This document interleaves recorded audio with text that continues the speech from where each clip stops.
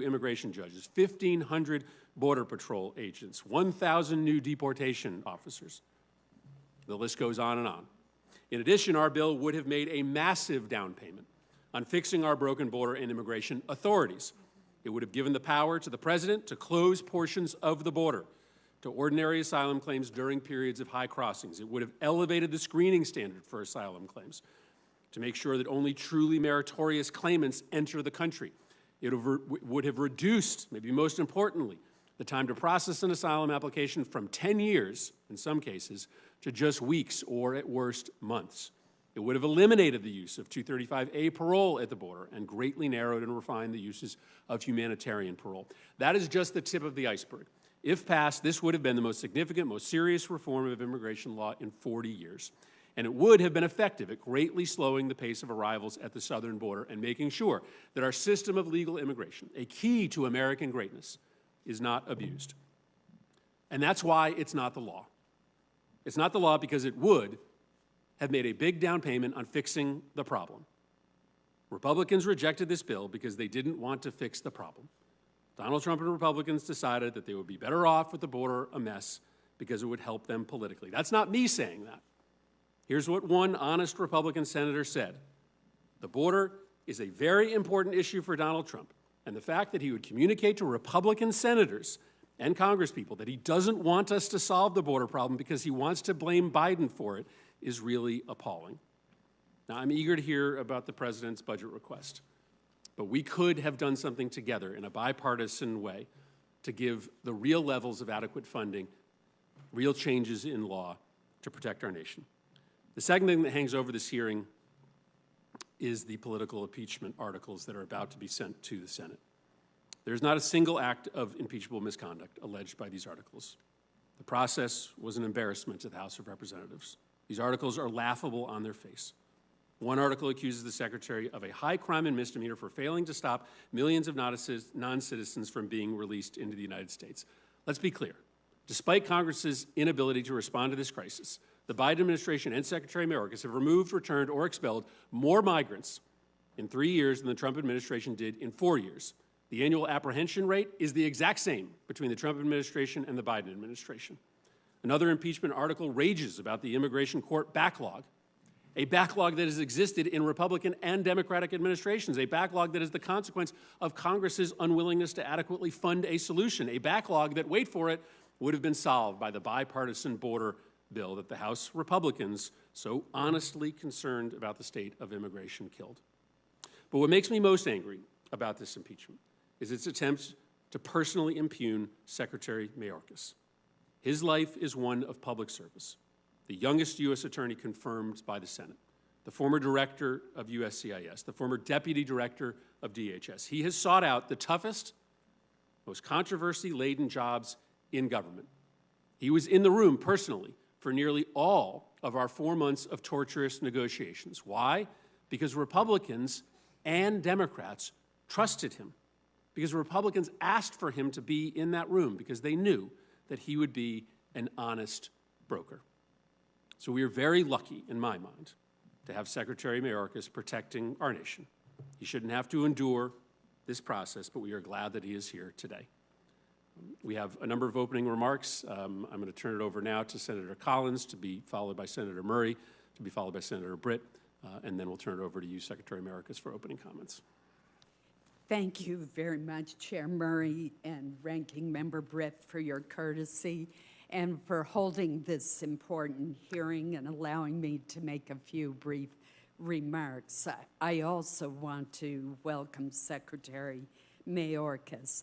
I apologize that I have to leave very shortly, as I'm scheduled to speak at a very exciting and momentous Congressional Gold Medal ceremony for the Rosies, the Riveters, in just a few moments. Before I leave, I want to express my concern that the President's fiscal year 2025 budget request does not do nearly enough to address the flood of illegal migrants and fentanyl entering the United States. The U.S. Border Patrol reported a record 2.5 million encounters of foreign nationals entering our country along the southwest border without authorization in fiscal year 2023, and the numbers only continue to rise. Migrant encounters have also grown dramatically, albeit from a much lower base, at the northern border, increasing 73% in fiscal year 2023. In November, and I've discussed this with the Secretary, a group of 20 Romanians were arrested crossing the border into Maine illegally, 2 of whom were flagged as transnational organized crime matches. Similarly, just in February, 3 Chinese nationals were intercepted attempting to cross into Maine illegally. We've also seen staffing shortages as Border Patrol and other officers have been transferred to the southwest border. And that brings me to the question I want to ask the Secretary today.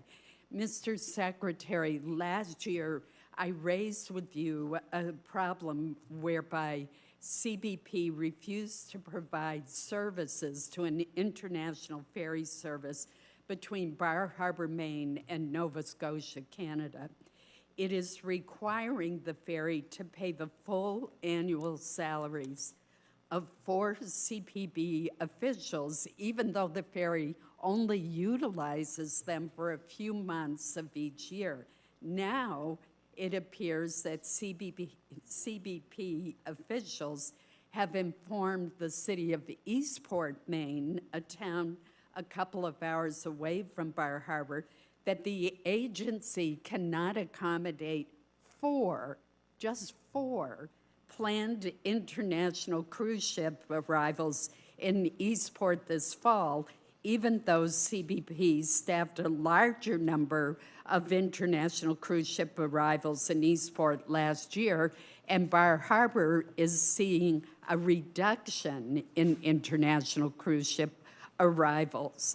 The cruise ship industry is vital to many Maine communities and delivers millions in economic benefits to our state annually. This is the flip side of the problems that we're now seeing on the southwest border, creating also problems on the northeast border and northern border in general.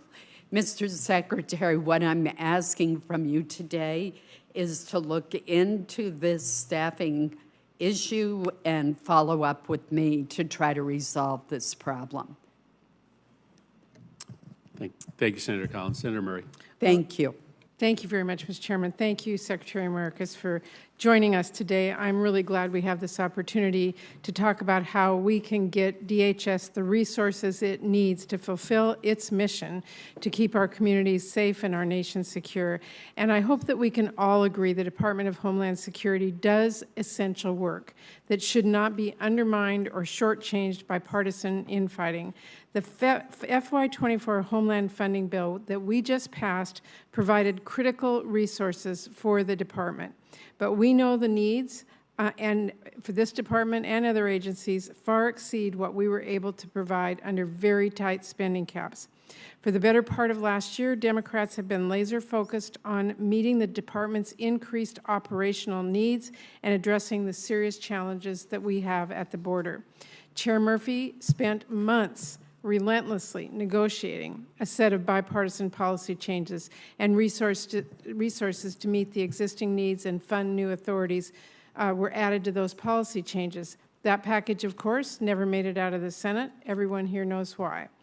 But we must continue working together to actually address the problems that we're facing and make sure DHS has the basic resources that it needs to manage our border in a humane, orderly, and fair manner and carry out its truly wide-ranging responsibilities. Secretary Mayorkas, I'm interested in hearing from you today, as we all are, about the pressing funding needs of your department. I hope that all of our colleagues will work with us to meet those needs, because, you know, our economy really depends on our ability to ensure that countless goods, as well as people, can move through our borders in a safe, orderly, and timely way. And our security depends on our ability to do all of that while effectively stopping threats like drug smugglers and fentanyl, sex and labor traffickers, not to mention cyber attacks, are the very real and growing threat of white supremacy. And as we do all of this, we've got to make sure we do the utmost to make sure people are being treated humanely and continue our long tradition of welcoming people from across the world who are seeking safety from persecution or conflict and opportunities for a better life. This is vital to us as our reputation as the leader of the free world and land of opportunity, and because, as we have seen throughout history, immigrants do make our nation stronger. So we look forward to your testimony today and the opportunity to ask you questions. Thank you, Mr. Chairman. Thank you, Chair Murray. Senator Britt. Chair Murphy, before I start, just a point of personal privilege. Need to give you a public congratulations. Our two teams faced off in the Final Four. I am incredibly proud of the Crimson Tide and all of the players and the positive impact they made both on the tournament and have for the state. Everybody from Grant Nelson, who John Hoven always tells me is from North Dakota. He doesn't let me forget that. Nick Pringle, Mark Sears' mom, who may be our true MVP. But Nate Oates did an incredible job. But at the end of the day, obviously, y'all came out victorious, not only in the Final Four, but in the tournament for the second year in a row. Pretty incredible. So while I'll never miss an opportunity to say Roll Tide, I have to tip my hat, say congratulations and go Huskies. Well, and Alabama, to their credit, gave us our closest game in 2 years. Excellent. We only beat you by 14 points. There you go. Right. We'll take it. We'll be back. We'll be back next year. Thank you. Mr. Chairman, thank you for holding this hearing, and thank you, Mr. Secretary, for testifying today. I am pleased that we were able to avoid a year-long continuing resolution when it came to the FY24 Homeland Security Appropriations Bill. The FY24 bill took incremental steps to start moving away from merely managing the border crisis created under this administration and actually included significant steps to strengthen our border security and immigration enforcement on our nation's interior and right there at the border. In particular, it was great to see the FY24 funding for over 2,000 new Border Patrol agents, as well as additional ports of entry officers and ICE officers. The final bill also importantly included a 22% increase in detention beds. A major increase in funding for removal operations was also something I was pleased to see. Disappointingly, President Biden's FY25 budget request for the Department of Homeland Security does not follow this model, and instead repeats the same mistakes of his previous budget request. Once again, this administration has proposed cutting the DHS base budget. The FY25 presidential budget request would cut base DHS funding by more than $1.25 billion, a reduction of 2% from the FY24 levels. At a time when our country undoubtedly faces a national security and a humanitarian crisis of historic proportions at our southern border, this is completely nonsensical.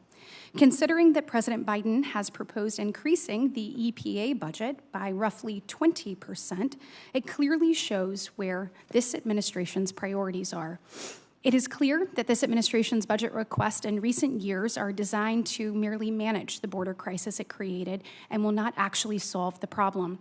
Nor will border policy legislation that doesn't take away President Biden's ability to continue to abuse tools and loopholes that fuel and facilitate the entry of inadmissible aliens into the United States, including the unprecedented abuse of the Presidential Parole Authority. The truth is that we have a president who could take executive action, and if he wanted to, he would.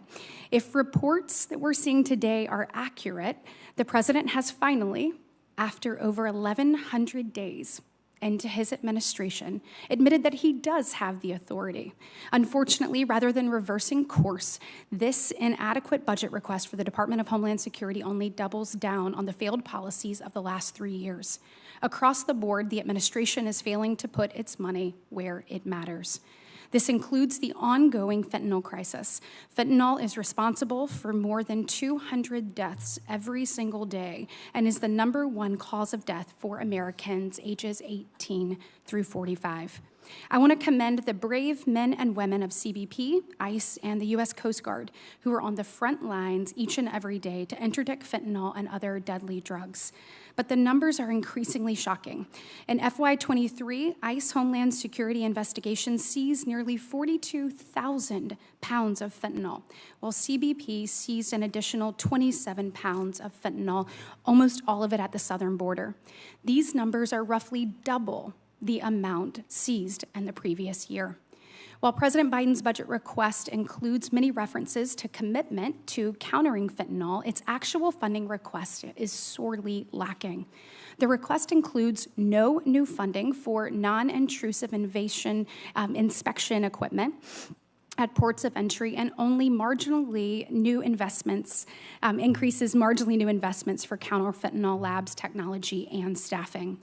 The cartels continue to evolve their activities to stay ahead of our best efforts, and a budget that makes only minimal new investment to combat fentanyl will fail to make the progress we need in order to protect American families and communities from this poison. Mr. Secretary, for the fourth year in a row, this administration has submitted a Homeland Security budget that fails to provide sufficient resources to allow the men and women of the department to protect our nation and the many threats it faces. At a time when migrant encounters continue to set record after record, when the number of migrants released into the interior of the United States is overwhelming, the ability of local communities to absorb them, and when fentanyl and dangerous criminals continue to flood our nation and kill our citizens, it is unacceptable that this administration's response is to cut base funding for the Department of Homeland Security. I look forward to working with the department and my colleagues on the Appropriations Committee to enact a budget for FY25 that builds on the steps taken in FY24 to strengthen our border security, increase immigration enforcement, and crack down on the cartels that are trafficking these substances into our country. Thank you, Mr. Chairman. I yield back my time. Thank you very much, Senator Britt. I'll now turn it over to Secretary Mayorkas for your opening comments. Chairs Murphy and Murray, Ranking Member Britt, distinguished members of this committee. Every day, the 268,000 men and women of the Department of Homeland Security carry out our mission to protect the safety and security of the American people. They protect our shores, harbors, skies, cyberspace, borders, and leaders. They stop fentanyl and other deadly drugs from entering our country. They lead the response to maritime emergencies. As we speak, they are engaged in the response to the tragic Francis Scott Key Bridge collapse in Baltimore. They help communities recover and rebuild after a natural disaster. They combat the scourges of human trafficking, forced labor, and online child sexual exploitation, and so much more. All this despite a perennially insufficient budget. The dedicated public servants of DHS deserve full support, and the American people deserve the results a fully resourced DHS can deliver. The funding opportunities outlined in the President's fiscal year 2025 budget for DHS are critical to meeting both goals.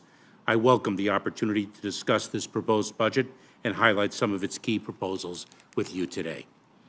When our department was founded in the wake of 9/11, the threat of foreign terrorism against high-visibility targets was our primary concern. That foreign terrorist threat persists, and the U.S. continues to be in a heightened threat environment. We now also confront the terrorism-related threat of radicalized home loan offenders and small groups already resident here in the United States. This budget provides for an $80 million increase to our department's nonprofit security grant program and additional funds for targeted violence and terrorism prevention grants so that DHS can better help communities prevent tragedies from occurring. As lone actors, the nation-states increasingly target our critical infrastructure and our data. The President's budget provides CISA with needed funding to improve our cybersecurity and resiliency. Fentanyl is wreaking tragedy in communities across the country. DHS has interdicted more illicit fentanyl and arrested more individuals for fentanyl-related crimes in the last 2 fiscal years than in the previous 5 combined. We must do more. The President's budget includes critical funding to advance our strategy, including funds for non-intrusive inspection technology and targeted operations. During a time when the world, including our hemisphere, is experiencing the greatest displacement of people since World War II, DHS has toughened our border enforcement and is maximizing our available resources and authorities. In the last 11 months, we have removed or returned more than 630,000 individuals who did not have a legal basis to stay, more than in every full fiscal year since 2013. The President's budget would further expand these efforts. It provides $25.9 billion for CBP and ICE, including funds for hiring more enforcement personnel. A separate $265 million would be used by USCIS to bolster refugee processing as we continue to expand lawful pathways and ensure that protection remains accessible for those who qualify under our laws. Our immigration system, however, is fundamentally broken, including our asylum system that so significantly impacts the security of our borders and the processes we administer at them. Only Congress can fix our broken and outdated system, and only Congress can address our need for more Border Patrol agents, asylum officers, and immigration judges, facilities, and technology. Our administration worked closely with a bipartisan group of senators to reach agreement on a national security supplemental package, one that would make the system changes that are needed and give DHS the tools and resources needed to meet today's border security challenges. We remain ready to work with you to pass this tough, fair, bipartisan agreement. Finally, extreme weather continues to devastate communities. And let me turn, if I may, for a moment, chairs and ranking member Brett, to Senators Kennedy and Hyde-Smith.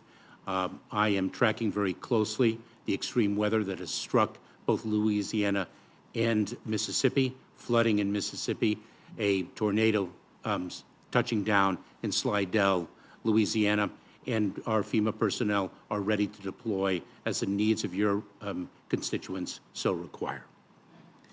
Last year, FEMA responded to more than 100 disasters.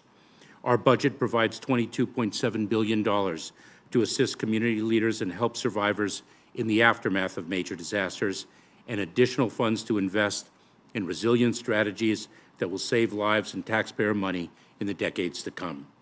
Essential to our success across all mission sets is our department's ability to recruit and retain a world-class workforce.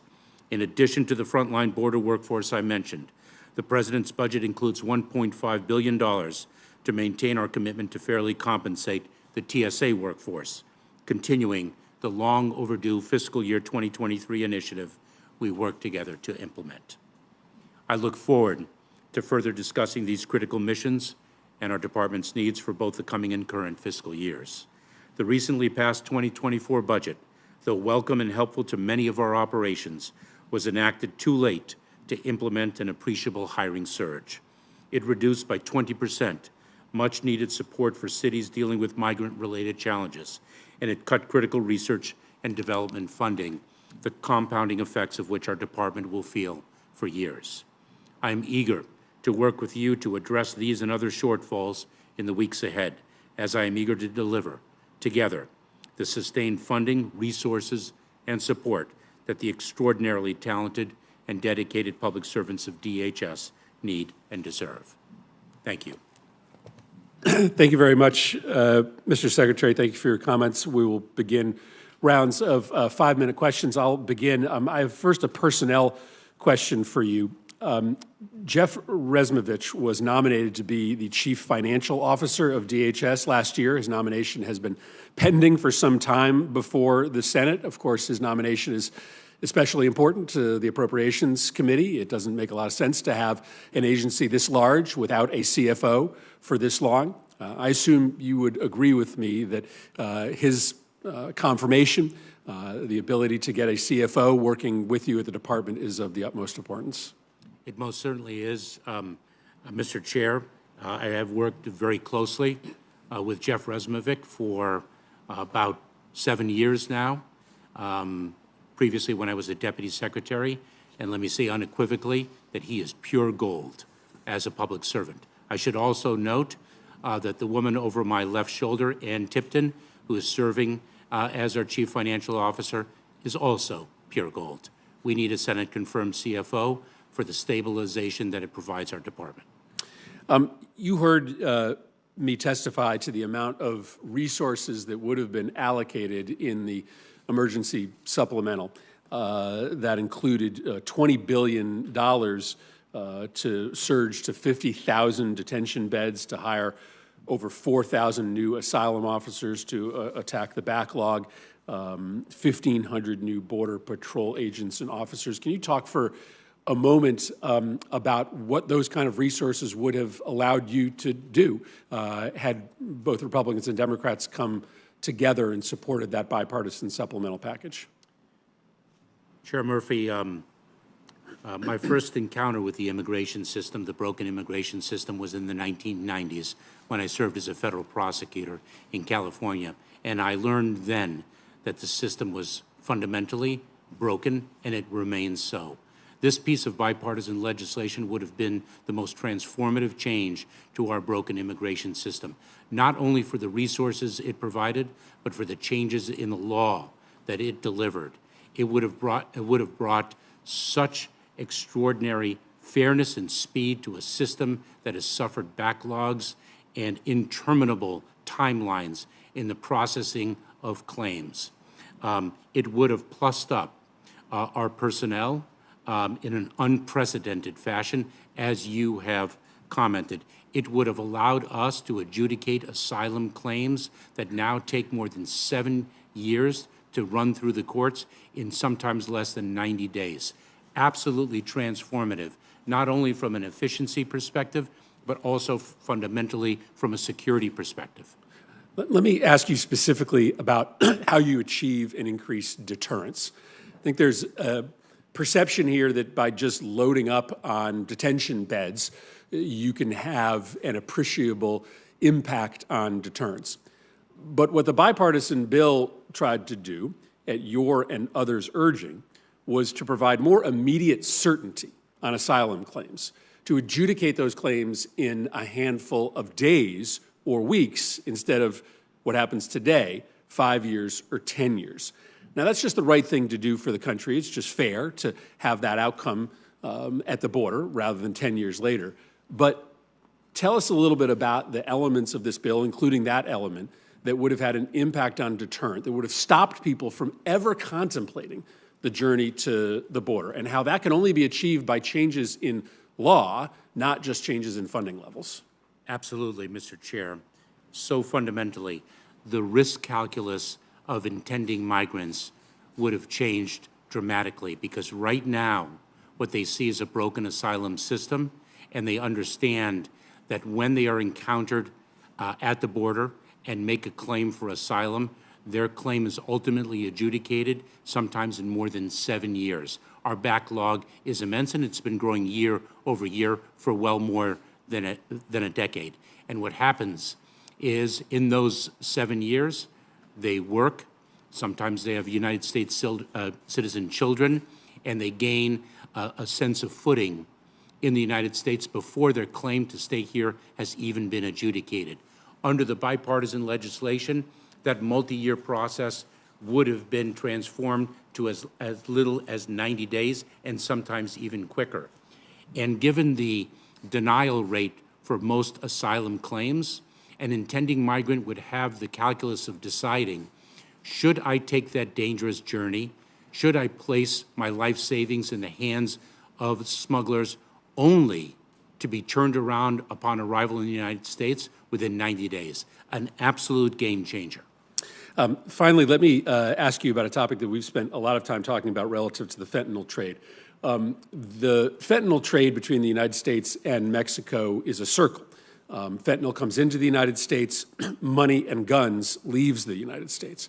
That is why, on a bipartisan basis, we have provided additional money for outbound inspections so that we are catching, not all, but an appreciable amount of guns and money as it leaves the United States. This trade can only work if the guns and the money leaves and the fentanyl comes back. What percentage of traffic today is subject to outbound inspection, and what's a realistic projection for how we're going to expand outbound inspections in this fiscal year?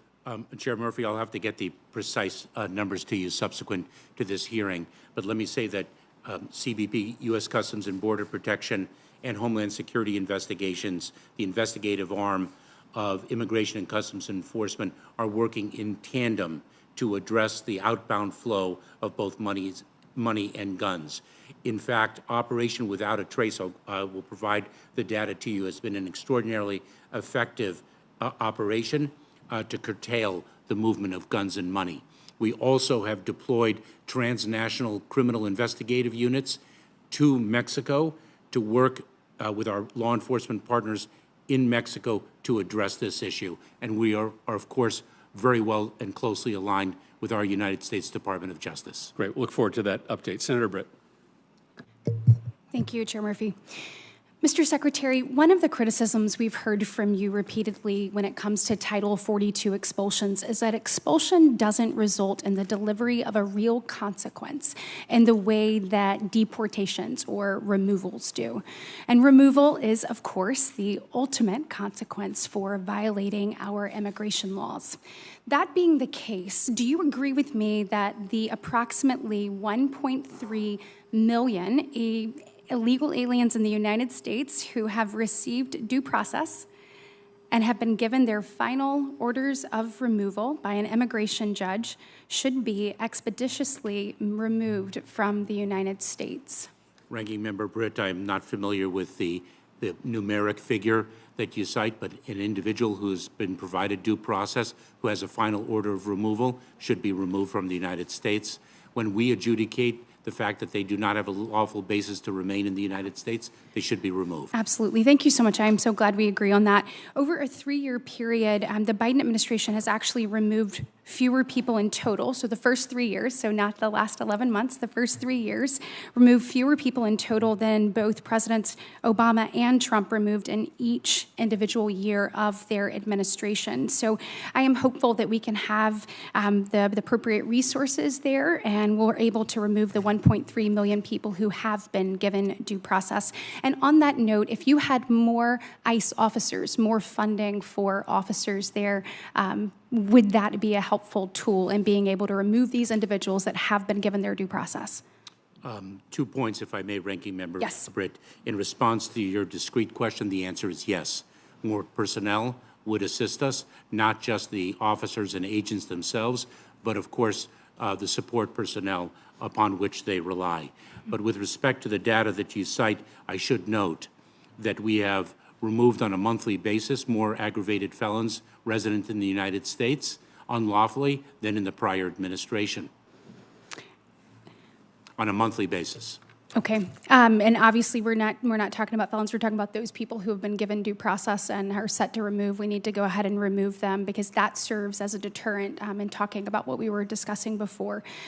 So as you probably are aware, with respect to due process, the Syracuse University found in 2021 approximately 200,000 immigration court cases were dismissed because DHS failed to file a notice to appear with the court. Are you aware that that number is 12 times higher than the number of cases dismissed for the same reason during all the years before FY24 up till FY 2020 combined? Ranking Member Britt, my understanding is that that number may or may not be accurate, so we are looking into that, number one. Number two, it is not necessarily that the notice to appear was not filed, but the notice to appear might have had a deficiency. That has been an issue for years in the Department of Homeland Security, and in fact, we have used technology to improve the accuracy and correctness of notices to appear. Good. And I think we have data with respect to the success of those notices to appear that is more current. So does DHS intend to reissue the notice to appear in those cases? Yes, most certainly. Okay, it is our great. responsibility. Excellent. All right, there are more than 7 million migrants on that non-detained docket when we were talking about, so double the number at the start of this administration. When you look at that and you look at the record-shattering numbers of people who have entered this country illegally and released into our interior, do you believe that that represents an increased risk to public safety in this country? I think it is a powerful reflection of an absolutely broken immigration system. And let me share with you data to evidence the fact that this has been years long in the making. In 2010, the average... I only have a minute and 50 seconds left, so I'm going to have to continue moving on. But I do want to say that ICE has detained more than 32,000 migrants here with criminal convictions and another 11,000 with pending criminal charges. Some of these criminal records, those with criminal records have actually been released by ICE into the United States. And a couple of examples that I want to make sure we get out there. There have been 4,700 with convictions for assault, 450 of whom have been released.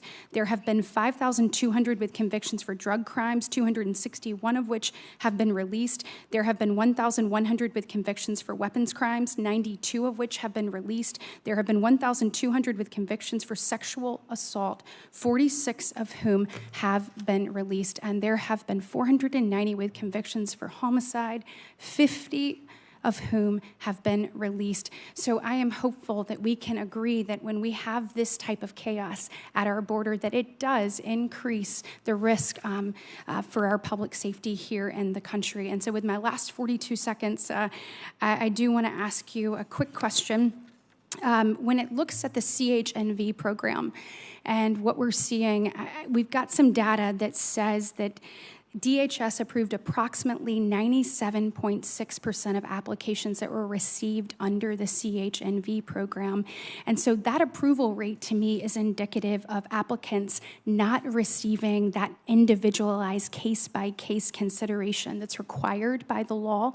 And your response to that, do you feel like there is just a blanket kind of a blanket gift of the CHNV program into the interior, or do you feel like those have been mindfully looked at individually? Ranking Member Britt, those cases are reviewed on an individualized basis. In response to your earlier point, I look forward to providing you with the data which reflects an increased focus on individuals in the interior of the United States who do not have a lawful basis to stay and who have suffered a criminal conviction, because our success rate is far greater than in the prior administration. Thank you.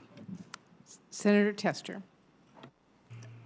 Thank you, Senator Murray, and I want to thank you for coming before the committee today, Secretary Mayorkas. Look, all you have to see is what's gone on the southern border, and you know that we're in a situation that needs immediate repair, immediate fixing, immediate overhaul, whatever you want to call it.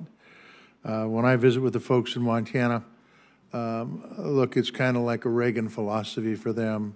Legal immigration, they're okay with. Illegal immigration needs to end, and needs to end yesterday. I've made clear that both the President, you, and Congress needs to step up to address this problem in a very proactive way. Should have done it a long time ago. We are seeing a high number of encounters at the southern border. We all talk about fentanyl coming into this country. And quite honestly, all the way up to the northern border, by the way, it's affected Montana in a big, big way. This poison is killing a lot of people.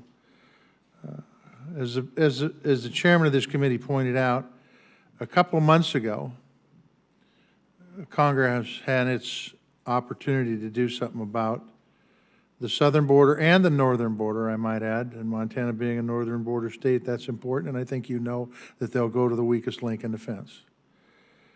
And Congress decided to play politics with it. And in the last 60 days, I can tell you, the week after we failed to pass that bill, there were at times where 6,500 people were coming across that border, and they could have been stopped if we would have passed this bill, and we chose not to play politics with it. And if you want to see how it's being played politics with, come to Montana and turn on the TV.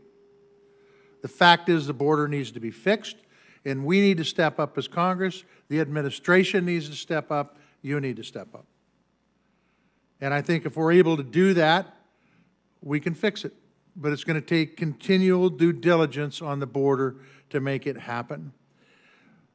After Congress missed their opportunity to help fix this problem by changing the asylum rule and bringing technology to the southern border and bringing manpower to the southern border, I called on you and President Biden to use your executive powers to do whatever you could do to secure that border, as many of my colleagues have talked about here. So my question for you is, does the administration have any plans to use any additional executive powers to address the situation at the southern border? Senator Tester, we continue to consider what additional executive actions we could take that would survive legal scrutiny and have an impact on border security.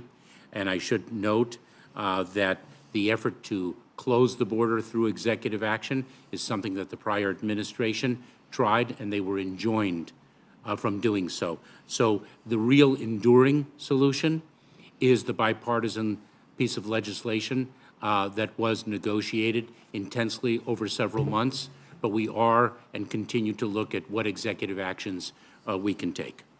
Well, it's apparent the status quo has not worked and is not working currently. And I would also say that this proposal for funding for Homeland Security is inadequate, and we need to work on this. I will say the same thing, by the way, about the Defense Subcommittee budget. It is inadequate. I don't know about the others, but we've got to figure out a way to fix this, because the threats at the southern border and the threats we see in the world through the Defense Committee are entirely connected. And so that if we see folks coming across the border, you know, they aren't necessarily from the countries we assume they're from. We've had folks that potentially could be terrorist threats, and if they get into the country, it's a problem. So I would call on all my colleagues on the Appropriations Committee to work together in a bipartisan way to try to get these budgets up to a point where they really will do the job that the American people expect in the southern border and the northern border, and the Department of Homeland Security, whether it's a hurricane in Louisiana or whether it's people coming across the border, need the resources to get this done. You know, the National Border Council, which represents thousands of Border Patrol agents to keeps our borders safe, they endorsed that bill that the Congress decided to play politics with 2 months ago. It said it would drop illegal border crossings nationwide. It would allow our agents to get back to detecting and apprehending those who want to cross our border illegally and evade apprehension. You talked about the border bill and how important it was to get across. Let's just assume for a second, in an ideal world, that we, as congresspeople, quit taking our instructions from people who want to play politics with policy and actually pass good policy. Is there anything else that needs to be done if we were to pass that border bill that the chairman of this committee and Langford and Sinema negotiated out? That bipartisan border bill would have been transformative in advancing the security of our border. Anything else need to be done other than that? In the immigration system writ large, the legal immigration system, there are many other fixes that need to be made. But from a border security perspective, this was an extraordinary legislative measure. Extraordinary. Thank you. And thank you, Mr. Chairman. I have a few more questions, but we'll present for the record. Thank you. And thanks, Senator Murray. Senator Murkowski. Mr. Chairman, thank you. Mr. Secretary, thank you for being here. I, too, am concerned about the border, as we all are. But I'm going to talk to you about that other border that's a little harder to identify, and that's what happens on the waters. I want to talk about the Coast Guard, because I'm concerned about our Coast Guard. We are asking our Coast Guard men and women to do more, to take on more, whether it is trying to intercept across the southern, in the southern waters there, not on land, but in the border areas on our waters. I note in your testimony before the committee today, you don't reference the Coast Guard at all in your oral comments. You do mention in your written testimony the expansion that the Coast Guard presence will take in the Indo-Pacific region. I recognize that, but I will tell you, Mr. Secretary, I worry. I worry about what we are putting on our United States Coast Guard in terms of enhanced mission. In addition to what you want to do in the Indo-Pacific, you've got an Arctic that is wide open and getting wider and more open all the time, and you know that the resources that we have up there to cover that huge expanse are not sufficient. And yet, I look at this budget, and I'm not sure who's not advocating for our Coast Guard. Sometimes I think our Coast Guard does not advocate for their budget sufficiently enough. But I am very worried about whether or not the Coast Guard actually even belongs in the Department of Homeland Security. Because as I look at your org chart here, a lot of boxes, and here's the Coast Guard hanging out at the very, very bottom, kind of on its own. And then I look at the budget, and I feel like it's almost orphaned within the department.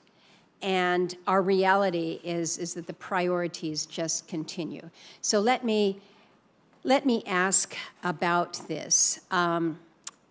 We are in a place where, again, the demands are even greater. We did not see the Coast Guard included in the President's border or national security supplemental funding request. That disappoints me a great deal. We have seen the Coast Guard resources basically being cannibalized, for lack of a better word, for funding other agencies within the IHS budget. And then again, the budget anticipates an expanded area of emphasis in the Indo-Pacific. Well, I think the efforts in the Arctic are left languishing. And you know as well as I do the issue with the icebreakers. We were able to prevent another unforced error just a couple weeks ago when it comes to meeting the Arctic commitment by securing funding to procure the commercially available icebreaker. That funding had been taken from us in the prior fiscal year, so we had to fight to keep it in. We were successful with that. But we're looking at the Polar Security Cutter line. Admiral Fagan states that the PSC is the top acquisition priority, and yet the FY25 budget reflects zero funding for the program. In fact, the program received a $150 million rescission. We worked hard to limit that. I appreciate working with the chairman on this. She understands very, very well. But again, we've got FY24 rescission. FY25 would have been the second year in a row for funding on that program that would have been paused. So I would like you to share with the committee whether or not you feel that our Coast Guard is receiving the necessary budget support given the increased operations that they face. And second, if you can speak to the issue of the icebreakers and whether or not the PCS is viewed as a top acquisition priority, and really give it to me a little more broadly. Are the Coast Guard budgets being reduced at DHS level? Because that's how those of us that are following Coast Guard are feeling. So I'm going to let you talk now. I've taken 4 minutes to shape it up for you, but please help me out because I'm worried about our Coast Guard. Senator Murkowski, I share your concern because, in fact, more and more is being asked of the United States Coast Guard, and remarkably, they perform more and more every single day. As this hearing is proceeding, they are in Baltimore responding to the tragic collapse of the bridge. Probably going to be in Louisiana, too. And they will be there as well, and they were in Hawaii on a search and rescue mission following the tragic fires there. Let me assure you, with respect to your institutional point, I believe very strongly that the United States Coast Guard belongs in the Department of Homeland Security from a mission perspective, number one. Number two, I fight vigorously for the budget for the United States Coast Guard, and I have encouraged the leadership of the Coast Guard across the country, not just in headquarters, for them to fight for the budget as well. I can only echo the concerns that you have expressed, that the Coast Guard is underfunded, and it is specifically underfunded when it comes to execution of the Arctic strategy. Russia has between 30 and 50 vessels capable of navigating through the Arctic region. They vary in capability, but there are 30 strongly capable vessels, and we fight with 2 antiquated vessels, and yet our Coast Guard personnel work magic with them. I would be eager to work with you to plus up the Coast Guard's budget. We work under statutory caps. There are trade-offs, but I would welcome the opportunity to work with you to increase the Coast Guard's budget quite significantly. And we're incredibly grateful for, I believe it was $140 million to obtain the commercially available icebreaker. That is the tip of the spear of what we need. Well, it's a gap filler. I'd like to talk to you about the one polar class vessel that is in the water. Apparently, Polar Star suffered some damage. I just learned about this. I don't know what the status is going to be, but it's a reminder to me that as an Arctic nation, when we have one operational polar class vessel and it doesn't even get to the Arctic, we are woefully behind. Mr. Chairman, I want to work with you on this and what we can do to better help our Coast Guard. I know it's important to you as well. No, absolutely. Thank you, Senator Murkowski, for your commitment and vigilance on this issue. Look forward to working with you. Chair Murray. Thank you. Thank you again, Mr. Secretary. Let me just say I have been very frustrated by recent reports on the overuse of isolation from the general population at ICE facilities, including at Northwest ICE Processing Center in Tacoma. University of Washington researchers found that over the last 5 years, half of the 10 longest placements in administrative segregation across ICE's national population were at that facility. And I want to stress how concerning it is that ICE continues to use this practice so frequently for so many individuals and reportedly does so without consistent, accurate documentation of its use. What steps has ICE taken to make sure its contractors are following ICE policy on the use of administrative segregation? Chair Murray, this is an issue that I am underway in reviewing with Immigration and Customs Enforcement, with ICE. The use of segregation sometimes is at the request of the individual detainee, him or herself, by reason of circumstances in a facility. Sometimes it is for the safety and security of our personnel or other detainees. It's a very case-specific issue, but I am meeting with members of the community as well as the workforce, and I just need about 3 weeks to circle back with you and give you a full report on the path ahead, because I know it is an issue of concern to you and to others as well. Yeah, absolutely. And I would really like you to commit to an independent investigation conducted by an entity outside of the department to inspect the conditions and practices at that ICE facility in Tacoma. Would you be willing to do that? I would be very pleased to consider that. Chair Murray, if I may, we have a new leader of the Office of the Detention Ombudsman, an office that was created specifically for this purpose. Her name is Michelle Branet, and I think she would be extraordinarily capable in conducting this review if that would be satisfactory to you, and I'd be pleased to discuss it with you. Okay, I will talk with you about that, but I really strongly caution that ICE needs to take these unsafe, inhumane conditions we have seen documented actually over the last 2 decades very seriously when you consider renewing the contract at that facility. It expires in 2025, and I will continue to talk with you about that. Thank you. Secondly, over the last 6 months, the President has repeatedly sought support from Congress to fund critical needs on our border. It's funding that provides a humane environment for some of the most vulnerable people in our hemisphere. It is funding that supports the critical work of the agents and officers who safeguard our border, and critical resources to improve the detection and seizure of narcotics, including fentanyl, preventing these threats from entering our communities.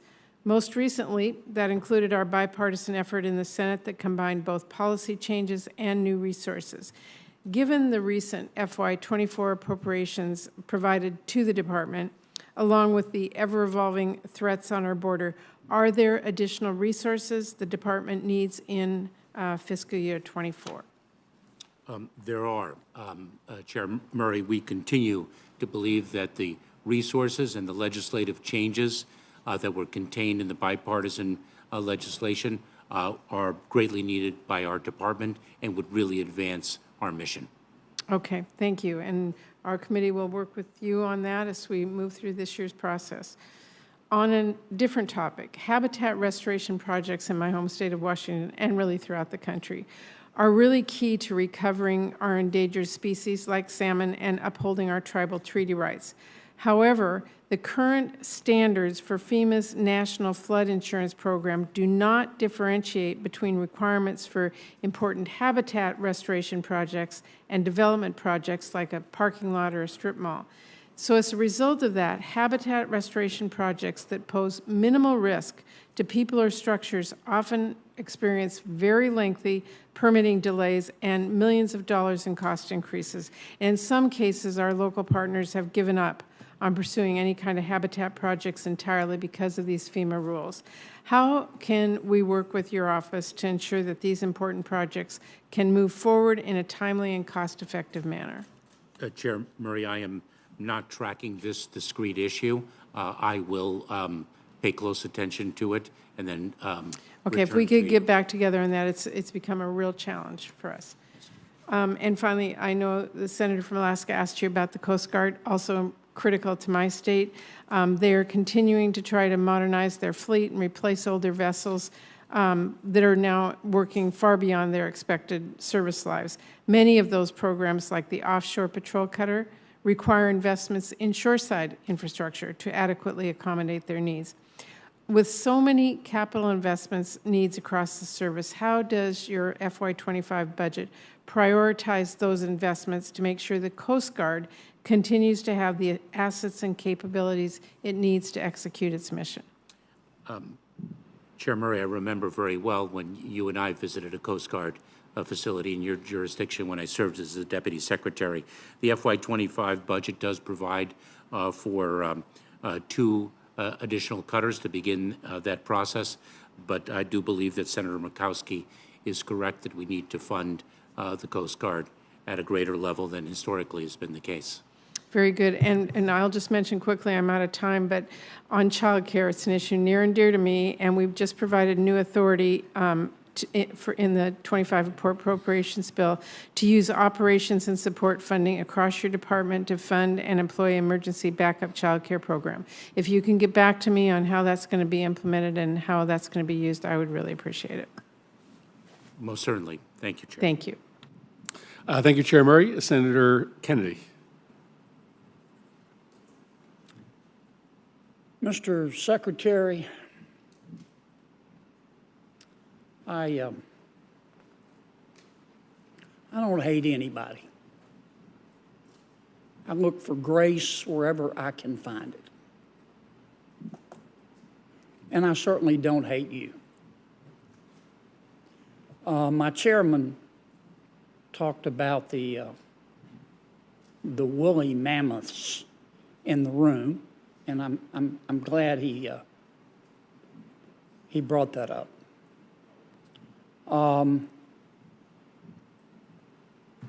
The chairman's immigration bill was negotiated by 2 members of my party, Senator Langford and Senator McConnell, and I don't speak for either one. They're both good men. The chairman said that the Republicans who negotiated his bill trusted you and wanted you there. And I'm not doubting his word. It gives me no joy to say this, but most Republicans don't trust you. And a vast majority of the American people don't trust you. That's why you've been impeached. Now, my Democratic colleagues are going to try to sweep your impeachment under the rug and violate 200 years of Senate precedent in doing it. I don't think that they will be able to sweep the issue, maybe your impeachment, but not the issue, under a rug as big as the United States of America. Again, it gives me no joy in saying this. I think well more than a majority of the American people think that as a result of your behavior and President Biden's behavior, our southern border is an open, bleeding wound. I think they believe that our southern border is chaotic. I think a vast majority of the American people believe that a lot of it is political. I think a vast majority of the American people believe that it is chaotic by design, and that all of this is intentional. And I think while a vast majority of the American people who don't trust you believe in legal immigration, they don't believe in illegal immigration. And they think you do. And they think President Biden does. And they think that's why the border is open.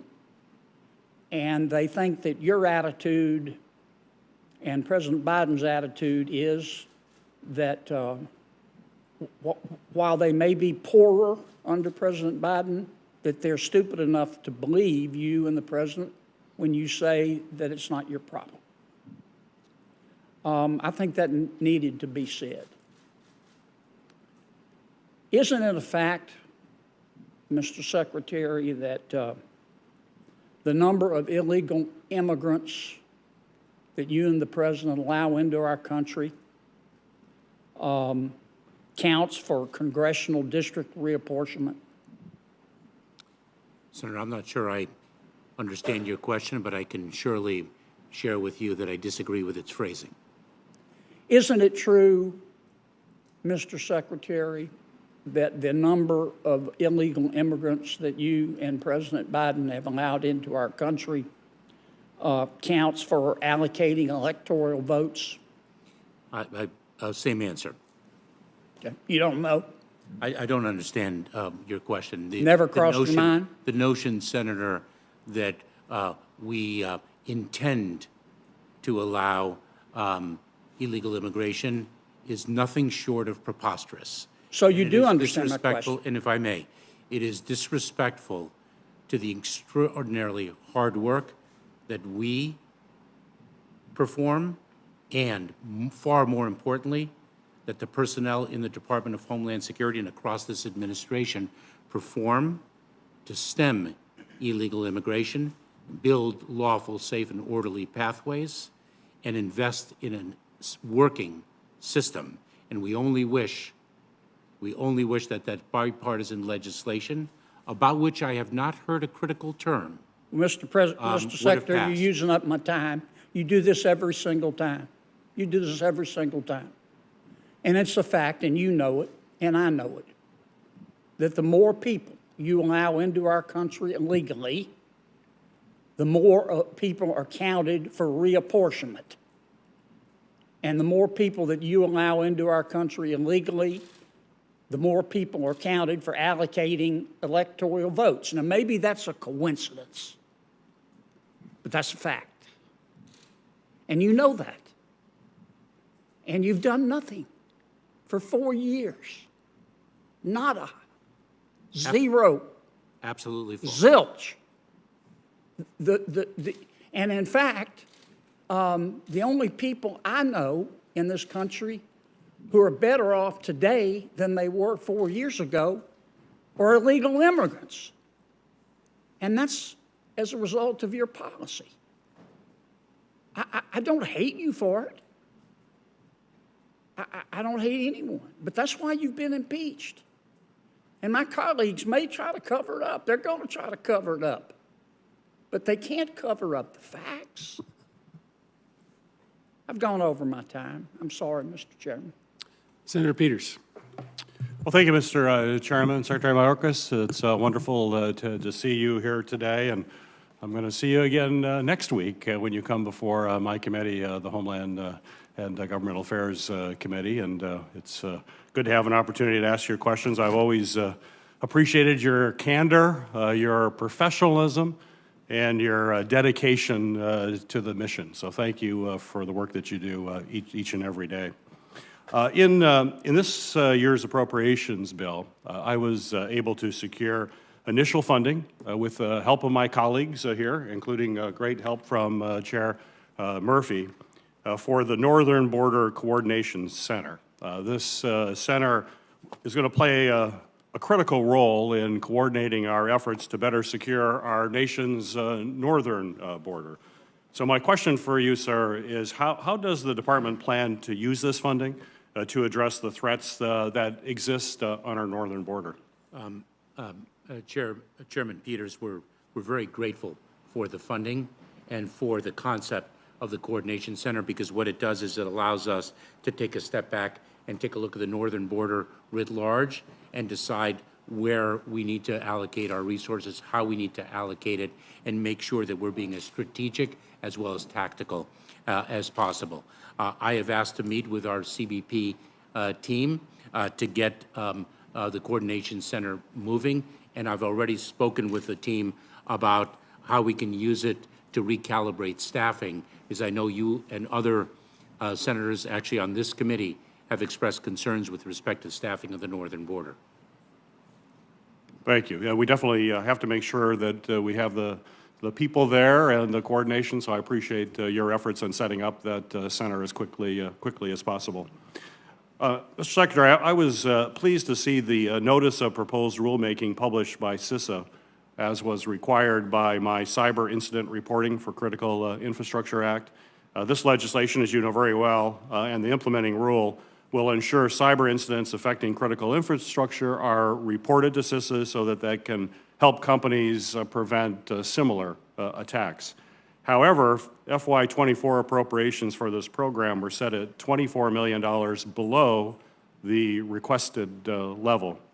So my question for you, sir, is how will this funding shortfall impact the department's ability to implement this critical program, and are there other resources necessary in order to execute this rule as was intended by Congress? Chairman Peters, this is a transformative piece of legislation that is really going to, when implemented, enhance the cybersecurity of our country. I just met with cybersecurity professionals from companies all over the country yesterday to talk about the notice of proposed rulemaking that we issued and to solicit their feedback on the CIRCIA implementation. One of the responsibilities that we are going to have as a department is to actually receive the cyber incident reports, to be able to really analyze them and assess them and communicate to the community, the public and the private community, our findings and our best practices.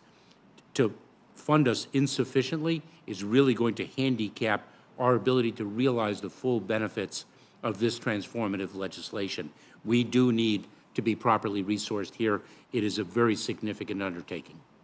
Right. Well, we're going to work to make sure that that happens. I totally concur with you. I know that Senator Murkowski, as well as Chair Murray, shared their concerns about Coast Guard funding, particularly with infrastructure, icebreakers and cutters, et cetera. But as you well know, Coast Guard plays a vital role in the Great Lakes as well. And unfortunately, the Coast Guard is facing personnel shortages that are impacting their activities in the lakes. For example, personnel shortages recently hindered essential operations at 7 small boat stations along the coast in Michigan. So my question for you, Mr. Secretary, does the President's budget include necessary resources to address the Coast Guard's workforce challenges and ensure that it has personnel that are absolutely needed to effectively serve Michigan as well as the entire Great Lakes region? Chairman Peters, I've got to take a look at the budget and confer with Coast Guard about the implications of the budget for Michigan specifically and the facilities that the Coast Guard staffs there. Forgive me for not knowing today that geographic specificity, but I will circle back with you. I appreciate that, and we can follow up with you. Finally, I was pleased that Congress provided TSA with sustained funding to ensure that TSA frontline staff receive the pay and benefits equivalent to counterparts throughout the federal government. The department's FY25 budget request, if granted, would ensure that TSA personnel continue to receive equivalent pay and benefits, and I look forward to working with my colleagues to deliver to TSA the pay and those benefits that they deserve as they keep us safe every single day at airports across our country. My question for you, sir, is as TSA continues to screen record numbers of passengers, how does this pay increase improve TSA's operations, workforce morale and retention, as well as your recruitment efforts? I have spoken with the Administrator, David Paphos, on a number of occasions. The pay increase has had a monumental impact, positively, of course, on both recruiting and retention, as well as, of course, morale. Thank you, Mr. Secretary. Thank you, Mr. Chairman. Thank you, Senator Peters. Senator Hyde-Smith. Thank you, Mr. Chairman. Senator Mayorkas, it's my understanding that the delivery of the first polar security cutter, originally planned for 2024, may now occur no earlier than 2028 due to delays. The committee also has concerns regarding the accuracy of the polar security cutter's estimated procurement cost. Given its size and complexity, it's a lot of moving parts there. However, I'm hearing great progress is being made right now between the shipbuilder in my state and the Coast Guard in getting the security cutter program on track. This is very good news since the Russian ice-breaking fleet is the largest in the world, and the U.S. only has one nearly 50-year-old operational heavy icebreaker. The success of this program is very vital to our national security and economic interest in the Arctic region. I hope the Department and the Coast Guard are working to support the shipbuilder however possible so we may get these assets into the fleet as soon as possible. With that being said, I'd like to receive assurance that progress will continue to be made. So please give me your position on the status of this program. Senator Hyde-Smith, I am familiar with the challenges that we have had with the development and execution of the contract for the Polar Security Cutter. We are fully invested in that Polar Security Cutter. It is, for the reasons you identify, very important to the United States Coast Guard, to our Arctic strategy, to our national security. And we are working very closely with the contractor to make this relationship work and deliver that Polar Security Cutter as quickly as possible. We are fully vested in it. Thank you for that. And the U.S. Coast Guard in September 2023 informed me of what it calls temporary operational workforce adjustments across the nation in response to its workforce shortfall, reported at nearly 10% at that time. This included the temporary reduction of capabilities and workforce at Coast Guard Station Pascagoula in Mississippi. I have been assured that its search and rescue capabilities remain sufficient and that it is only temporary, but I question whether that is realistic. As recently as last Wednesday, the Commandant stated that the Coast Guard should expect to see additional adjustments due to personnel shortages that will limit its ability to conduct its congressionally directed missions. The Coast Guard has missed its recruiting goals for the last 4 years, and while I recognize that this issue has spread to nearly all of our armed services, the Coast Guard's failures are what I want to hear about from you today. There's significant requests for funding to support recruiting and retention initiatives in the President's budget request, but I would like your thoughts on the root causes of this workforce retention crisis. What steps are you taking to address the concerns of the young Americans when they see how some of our service members were treated when they were ordered to receive a vaccine that violated their religious beliefs? What about when they hear from their veterans and their families and friends of the unnecessary woke agenda of many senior leaders? This is a messaging and cultural problem at the very least, but I want to know if you have even begun to address these issues rather than just throw money at them. Senator Hyde-Smith, I am working with leadership across the department on strategies for recruiting and retention of our personnel.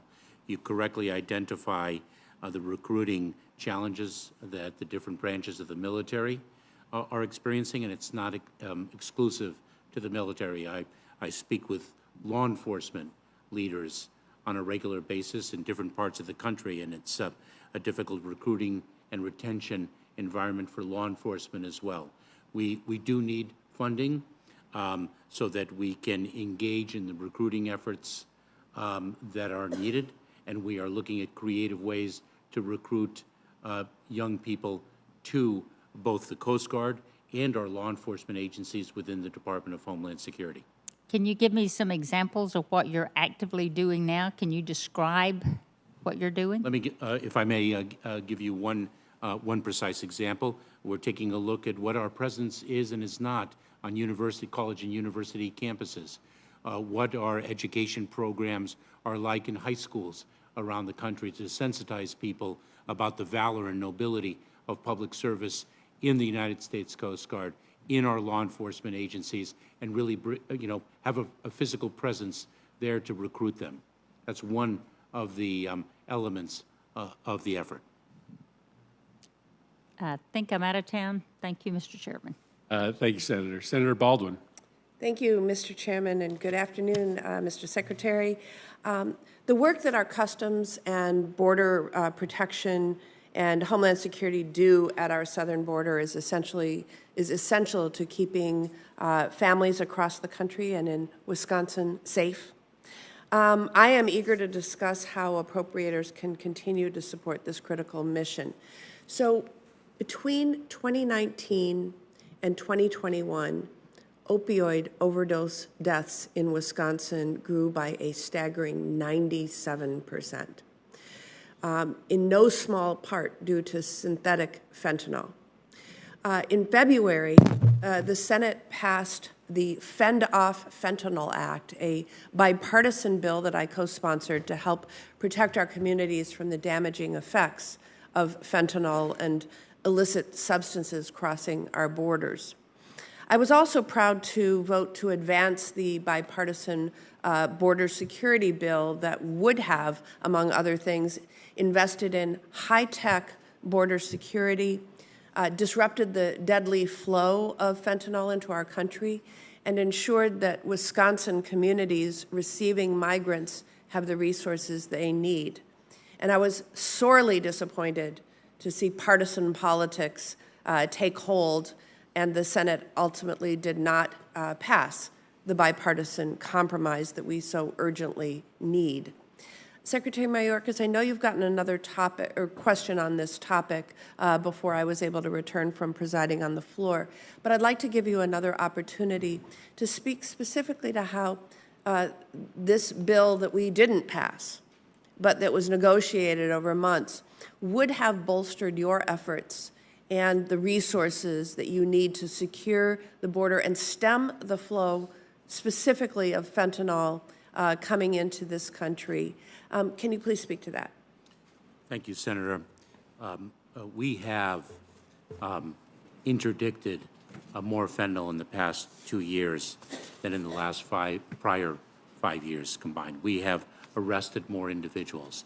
That requires not only a dedication of personnel and effective strategies, but also the ability to harness technological advancements, most notably the non-intrusive inspection technology. The importance of funding personnel is not only to secure our ports of entry where 90% or more of the fentanyl is smuggled in commercial trucks and passenger vehicles, but also to be able to deploy people in the international arena to plus up our transnational criminal investigative units in different countries in Latin America to deploy individuals in different parts of the world to work with our allies. But the bipartisan, or I should say, and the bipartisan legislation would have given us funds for that technology, would have given us funds for our personnel, would have been transformative in plussing up our capability to interdict more fentanyl and address the smugglers and traffickers that deal in death. Thank you, Mr. Secretary. I want to switch to a different topic, but that bears on certainly the fentanyl issue. Our current trade policy allows nearly 3 million packages into the United States daily, and almost none are inspected, so long as the shipper claims that the value of the product is less than $800. Our trade policy is being abused. It's being abused by companies from China that make products with forced labor or sell counterfeit goods, wreaking havoc on American manufacturers and retailers. Worse, the loophole is used to ship fentanyl and its precursor chemicals directly into American communities, killing children and tearing families apart. I've authored legislation to lower the $800 threshold and to bar China from using this so-called de minimis channel. However, if Chinese exporters simply lie about the origin of their shipment or its contents, it doesn't matter what threshold Congress ultimately sets. The shipments will keep coming in and the destruction will continue. We need CBP to dramatically improve its inspection of shipments to protect our communities. And our fiscal year 2024 appropriations bills calls on you to do just that. So what steps are you taking to use your existing authorities to address this issue, and how can this committee help? Senator, I share your concerns with respect to the de minimis exception. There are 3 lines of effort that I have undertaken specifically. One is, for the first time, engage with my counterpart from the People's Republic of China about the scourge of fentanyl and the fact that China is a source country for the precursor chemicals and the pill presses and other equipment used to manufacture it. Number one. Number two, I think it was yesterday, it might have been the day before, I spoke with the textile industry and spoke to them about our new enforcement plan that I outlined and announced with respect to the de minimis exception and the law enforcement strategies that we are employing to increase our impact on the reality that drugs and other contraband are making their way through packages valued either accurately or inaccurately at lower than $800 in value. And third, we're taking a look at how we can harness artificial intelligence to be a force multiplier of our personnel. Senator Capito. Thank you, Chairman Murphy, and it's nice to be back in the Homeland Security Subcommittee, and great to see Senator Britt there with you. You'll be both be great partners, and thank you, Mr. Chairman, for being a good partner when I was a ranking member, so I appreciate that. And welcome, Mr. Secretary. I'm just going to cut kind of to the chase here, because this is always something when I was had the lead on our side, is the number of border agents. We're always putting more money in. We put more money in this last time for 150 new border agents. In 2025, request asked for 250 more, 150 officers to staff ports of entry, 135 processing coordinators. I would like to say, just as a statement, that I don't think the solution to the border issue and to bringing these astronomical numbers down is to just keep adding more people to process more people, because that obviously is not going to have the desired result. But I would like to know, with the significant amount of funding that you were granted, what is the number of border agents right now? Is it going up? Is it at your max? You're allowed to have 21,370, I believe. So where are you on that? We are hiring actively, Senator Capito. I will have to get to you the specific number. I concur with you that it's not just personnel that is going to solve the challenge at our southern border, which is why the bipartisan legislation not only included additional resources, but also fundamentally needed legislative changes that would have really changed the system and the number of people we encounter in the first instance. Yeah, how's the morale and retention? I mean, is that an issue? Obviously, when you were trying to recruit, it's got to be. Morale has been an issue in our Department of Homeland Security ever since I joined it, and well before then. We are very focused on workforce well-being and are hoping that the well-being of our treasured employees is actually strengthening and improving despite the stresses and the strains they undergo in their very difficult work. Yeah, well, I would assume that you would know whether you were close to your peak to the allowable amount of agents. I mean, are you close to that number, or are you far away? Are you losing more people than you're gaining? We are. Give me a sense of that. We are close. We are close, but I don't want to misspeak and cite a figure that would not be accurate to you, and I will provide that to you with, all right, we'll follow with up. swiftness. We'll follow up. I do have a question about the drugs and also the surveillance, automated surveillance. But I do want to get to this one for my 7 airports that lost your TSA law enforcement reimbursement program, where all of our 7 commercial airports relied on for various law enforcement services. Small airports just aren't able to provide the manpower here, and obviously we were relying on this. What do you say to those airports across the country where this was cut? They now have $100,000 and $150,000 budgets and holes in their budgets to try to do this. What was the reasoning behind that? Certainly doesn't sound like a safety issue. It doesn't sound like it's making our airports more safe. No, I think, Senator, are you speaking of the fact that we sometimes rely on smaller airports to provide the security personnel instead of us? Yes. Yes. With respect to the airports in your jurisdiction, I'll have to follow up with you on that. From a fundamental policy perspective, if we had the resources, we would devote the personnel to. Well, apparently you have had the resources in the past, and these were just cut this year. Our airport was notified maybe a month ago, maybe when we passed this last bill, that their help with law enforcement agent.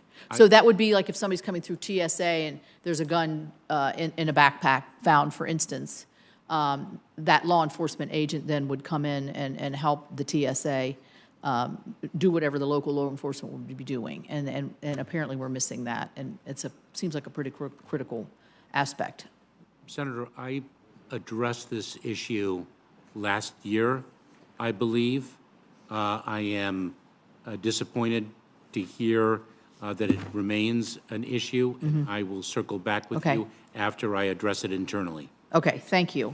I know Senator Baldwin asked about fentanyl, and really concerned about what we see going on there. But so I don't want to act like that's a de minimis question. It's not. But this autonomous surveillance towers issue is something I think would be helpful if you've got manpower shortages, if people are coming between the ports. They obviously are. Apparently, your budget is not reflected any kind of plus up in that area that would fortify and help us interdict in those areas. What's your position on the autonomous surveillance towers and how helpful they have been and would be as force multipliers? Senator, the automated surveillance towers, the ASTs, have been force multipliers. They have been effective. We are focusing right now our resources on the non-intrusive inspection technology, given the fact that the great majority of fentanyl that is smuggled into our country comes in through the ports of entry in commercial trucks and passenger vehicles. Mm-hmm. I think you told me last time that I did ask about how many trucks were being interdicted, or inspected, and you noted that 70%, but you didn't give me an exact figure at that time. But let's see, what percentage of cars are actually screened for drugs coming through the ports of entry? Do you have an update on that, or does that sound like the same figure as last year, or has it gone up? I apologize, Senator. I'll get you that data. Okay, I'm striking out here. All right, thank you. Actually, I am. Senator Shaheen. Thank you, Mr. Chairman, and Mr. Secretary, thank you for being here today and for your testimony. As you know, and You may have already addressed this since I missed much of the questioning, but as you know, the National Security Supplemental that was introduced last fall included $1 billion that was to be used for fentanyl interdiction. Most of this would have gone to non-intrusive inspection technology. As you point out, most of the fentanyl that's coming in is coming in at ports of entry. Sadly, because Donald Trump came out against the very excellent bipartisan package that was negotiated by Chair Murphy and others, the Senate failed to pass that and dropped out the $1 billion that would have helped with fentanyl interdiction. So can you talk about how the lack of those supplemental funds are going to affect our ability to find fentanyl and other drugs at the border? Senator Shaheen, the bipartisan legislation would have resourced us so significantly to address not only the number of individuals encountered at our southern border, to be able to process them more expeditiously for removal, but it would have also been transformative in terms of our ability to detect, interdict, and prosecute the attempted smuggling of fentanyl, because 90% or more of it comes through the ports of entry, and the ability to operationalize the latest technology at every single port of entry would have been extraordinarily significant. Yes, it's very disappointing that that became a political campaign issue rather than something in the best interests of the country. Secretary Mayorkas, the last time you were before this committee, we discussed my interest in getting data on the numbers of migrants who have come across our northern border in New Hampshire, and you committed to working with me on this. This is an issue that I have heard both from law enforcement in my state as well as other organizations like the ACLU. And unfortunately, the agency didn't provide our office with this information for a number of months. You and I have had several conversations about this, I think, waiting to share it until weeks after it released the same information publicly to the New Hampshire ACLU, which would have been fine with me, except that the numbers that were released publicly to the ACLU are not the same numbers that the staff released to my office.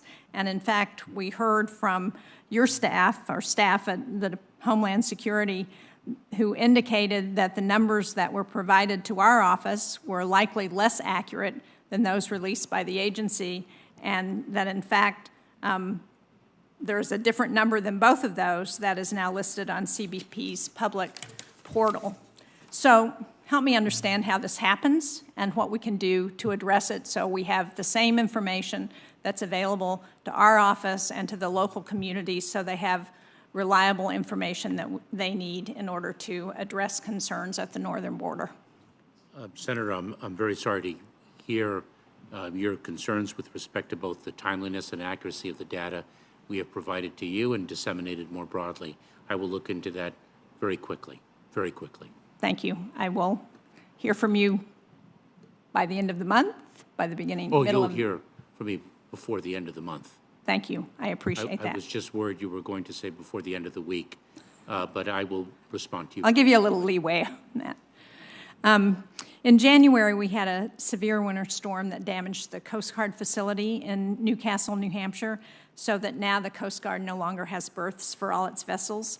I appreciate the funding issues that exist with trying to repair and replace facilities like the Coast Guard berth, but it's a real challenge and a concern. I know that they are now looking at potential facilities to lease, but that's not a long-term solution. So can you work with our office, with the Coast Guard, and help us figure out what we can do to ensure that the Coast Guard has what they need to continue to operate in New Hampshire? I most certainly will. Thank you. They are important not just to maritime safety and security, but also to environmental missions in the state.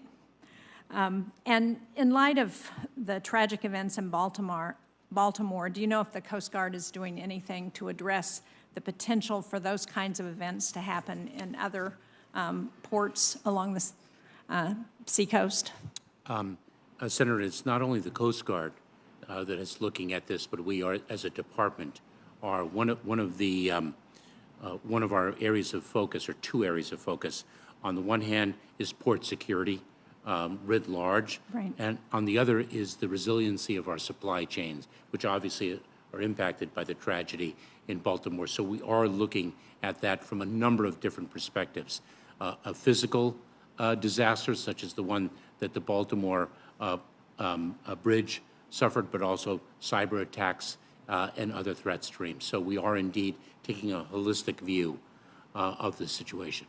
Well, thank you. And fortunately, we didn't have the same kind of catastrophe in New Hampshire or in Boston, but we've had similar accidents affect both the Memorial Bridge in New Hampshire and the Tobin Bridge in Boston that have shut down traffic for significant periods of time. So unfortunately, as we know, this is not an isolated incident, even though the drama of what happened in Baltimore is certainly worse than we've seen in some other places. And just finally, one of the provisions that was in that negotiated border bill that was important to us in New Hampshire with the northern border was the Stone Garden funds, which are reduced in the budget bills that just passed. But in addition to the funding being reduced, there were provisions in the border bill that would have committed to a certain percentage going to non-Southwest border states. Again, an issue that is important to us, even though we don't have the challenges at our northern border that we do at our southern border. There are still issues around law enforcement and communications that the Stone Garden funds have been critical to helping us with. So will you commit that you will take a look at the funding that has been passed and see if we can ensure that the northern border states also receive a proportionate share of those funds? I will, Senator, and I was very disappointed to see a reduction in the Stone Garden funds. Thank you. Thank you, Mr. Chairman. Thank you, Senator Shaheen. Senator Britt and I have a few wrap-up questions, and then we'll get you on your way. Senator Britt. Yes, thank you, Mr. Chairman. Thank you, Mr. Secretary. When we look at the number of individuals that are detained by ICE, roughly on average, there's been about 39,000 detained this year. My question goes to the FY24 appropriations bill that was passed a few weeks ago and the funding level that was submitted there and passed for detention. Is that something that we need to continue, in your opinion, for FY25 to allow you to be able to detain the number of individuals you need to? Yes, Senator. Thank you very much. When you look at encounters, obviously coming across the border, we know there's been a lot of discussion about known gotaways and people that we've seen, but we don't know who they are, where they're going, or what their intentions are. The FBI director warned that he is increasingly concerned that terrorists may seek that opportunity to enter the U.S., and he's concerned about what that does in the interior of our homeland. And so I know that that's something that you probably pay close attention to as well. Is that something that you agree with? Just when we look at what's happening in the interior, it just increases threats across the homeland. We are indeed very concerned about it. The safety and security of the American people is our highest priority. The bipartisan legislation would have provided us with additional staffing that would have strengthened the security of the southern border. Yeah, and I am a big believer we've got to do our job right now. And so as I look at FY25, it is my goal to make sure that we get these dollars in the exact right place possible. I would love to see Congress start to do our job on time. I think that the American people deserve it, and I think every time we drag our feet, they're the ones that pay the price. You know, the last time that we actually passed all 12 bills on time was 1997. I think it's not only fiscally irresponsible, I think it's morally irresponsible. I think you need to know what your budget is, and I think when you look at something like a supplemental, you have to actually have base funding first. So my goal right now is to make sure that in FY25, we stretch every dollar, we put it where it matters, we put it where it can help you and help the courageous men and women that work in the Department of Homeland Security do their job. So I am laser focused on that. And in that, I really do appreciate the work that CBP and ICE have done in their seizures. I think they've grown when it comes to fentanyl and other illicit drugs.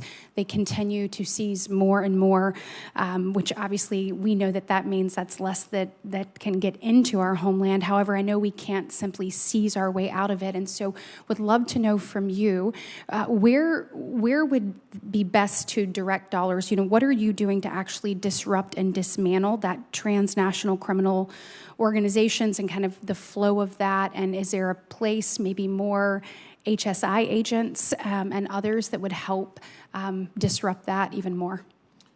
Ranking Member Britt, more personnel Okay. is certainly one element of the answer. More HSI agents, more support personnel for the agents, more Customs and Border Protection officers and agents, Okay. more funding for technology. I am listing the different things that the bipartisan legislation would have delivered. Okay. When we look at the Coast Guard, I strongly support the Coast Guard, and I'm proud that Mobile is the home of the Coast Guard Aviation Training Center, and I'm very proud of the offshore patrol cutter being built in Alabama.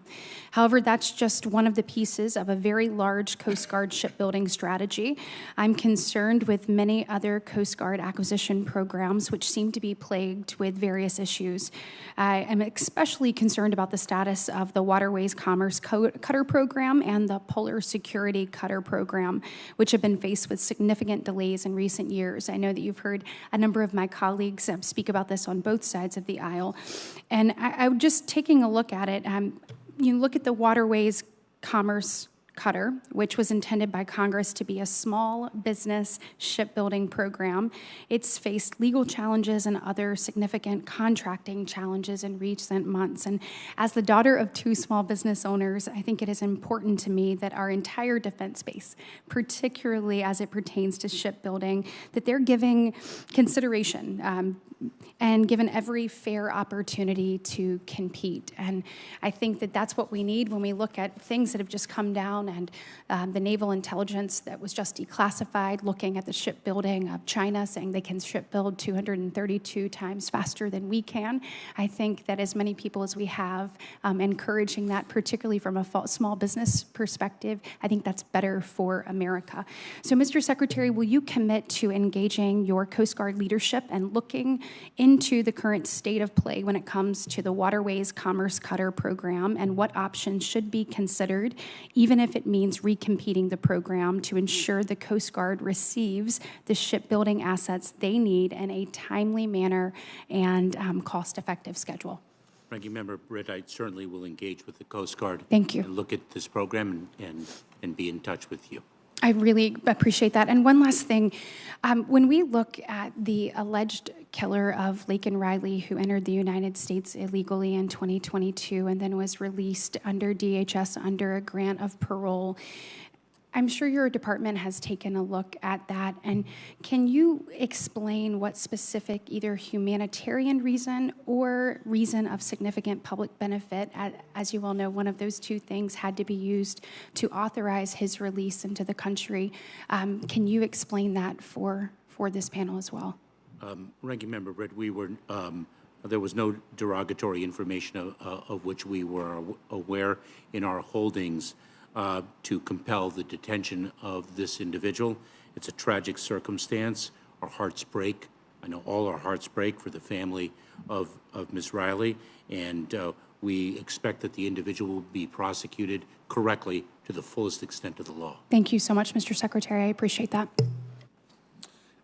Thank you, Senator Britt. Two final parochial questions for you. One, relative to the U.S. Coast Guard Academy in New London, Connecticut.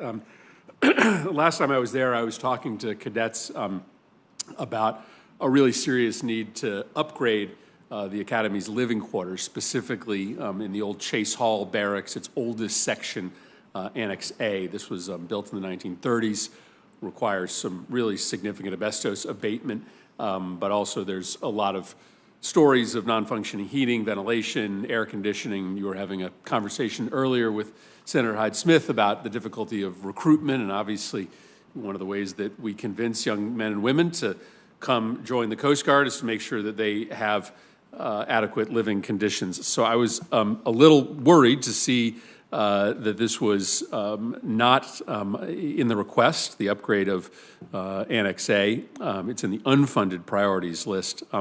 Mr. Secretary, I assume that you care deeply about the living conditions of the U.S. Coast Guard Academy and just ask for your commitment to work with us on making sure that this project gets funded expeditiously. Most certainly. And thank you for that. And then lastly, I'm sure she's going to submit the question for the record, but I will just note that Senator Collins did in her opening statement ask you a question regarding CBP staffing of international cruise ship arrivals, and I'll just ask you to add that to those questions that you take for the record and hopefully have a response to Senator Collins sometime next week. With that, we are going to keep the record open for a week. That means we'll ask that any additional questions from colleagues on the committee be in by the end of the day next Wednesday, and with that, this hearing stands adjourned.